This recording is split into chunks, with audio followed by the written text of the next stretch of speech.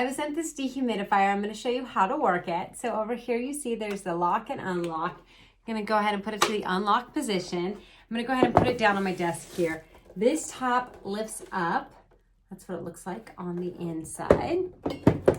And then this piece, when it arrives to you, you're going to go ahead and take out that. This is all going to be used to set up the tank here. This is your power adapter. You're just going to line that up and it fits on very nicely. So this is going to collect any humidity in your home and fill up the tank. Now that that's set up, I can see where this will line up perfectly.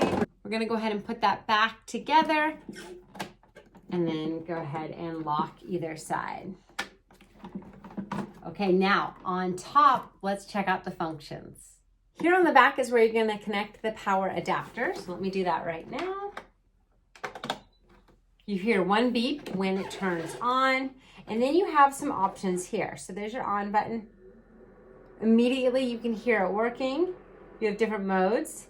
There's a sleep mode, which is the low fan, and then there's the turbo mode, which is the high fan. You have a lamp light.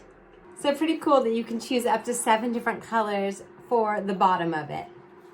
And then we have timer. So there's 0, 8, 12 hours, 24 hours, 36 hours, and 48 hours on the timer. As for the humidity, if you hit the auto feature, it will go up by 5% at a time, starting at 40 and then going all the way up to 70%. This has some really neat smart features, including a defrost function. So if it gets too cold, it will give you like a frost feature, and then it will automatically go into a defrosting mode. There's also an overflow protection as well, which is great. Couple tips for having this running. You want to keep it in a small area and keep the doors and the windows closed.